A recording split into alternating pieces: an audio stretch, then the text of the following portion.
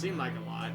If you're from Houston, Texas, and there's a place called The Stage or Backstage or something like that, it's a big place. I got really wasted there and lost from my guitar player, who just didn't seem to give a crap, and went home. And I was wandering around for 3 days with a chick that I didn't, well, it didn't matter that I didn't know her because, it's a girl. So I'm like, dude, pull over. I want to get some more beer. And then we get beer, and it was really hot. It was in the middle of July and August. July, August. In Texas. Hot, humid, horrible. So I'm just pounding beers and then pounding her, and then we're driving around looking for Friendswood. We're just asking everybody, you know where Friendswood, Texas is? No. You know where Friendswood, Texas? No. This went on all day for 7, almost 8 hours.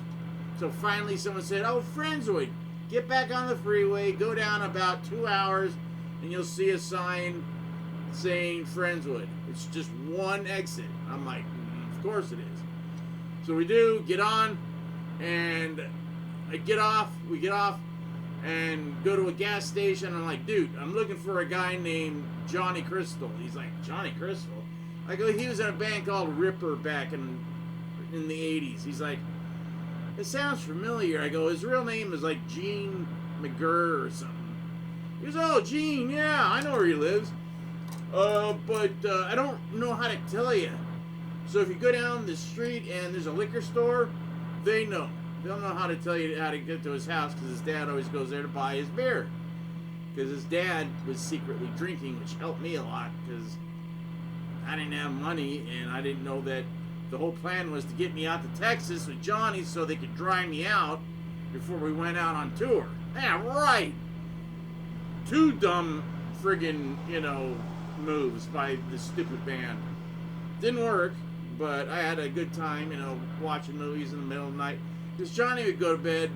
This is Johnny from Fatal Attraction, the guitar player who ended up going into the worst version of LA Guns ever. And then he was bumped to bass. So he's playing bass in LA Guns on the worst tour, the worst album. The singer that they had, not Phil, not anybody. So they lost the singer that they used on the album, and they got Ralph from Steel Panther, but back then he was from Atomic Punks. And Ralph was having a problem sticking needles into his arm a lot. Like a lot. So they would come out on stage ready to do like a LA Gun song, and he would always go into a Van Halen song because he was so wasted he only knew Van Halen. So the whole band would just like, go into the Van Halen song with him, and then he'd go, okay, what are we playing next? And he'd just, we're playing this, we're playing Run with the Devil, we're playing Atomic Punk, and then they, and then they started getting like the best crowds. They went from clubs to bigger clubs to theaters because they were playing nothing but Van Halen and a couple of LA Gun songs, if Ralph could remember the words. Wow. Yeah, woo! So Johnny, who was the guitar player, Fatal Attraction, now he's the bass player in LA Guns. He was in the band for 5 years. He got paid $5,000 for 5 years. Wow. Just so he could say, yeah, I was in LA Guns. What album? The Schmeckle Deckle. Wow. So I don't know why I'm telling you that.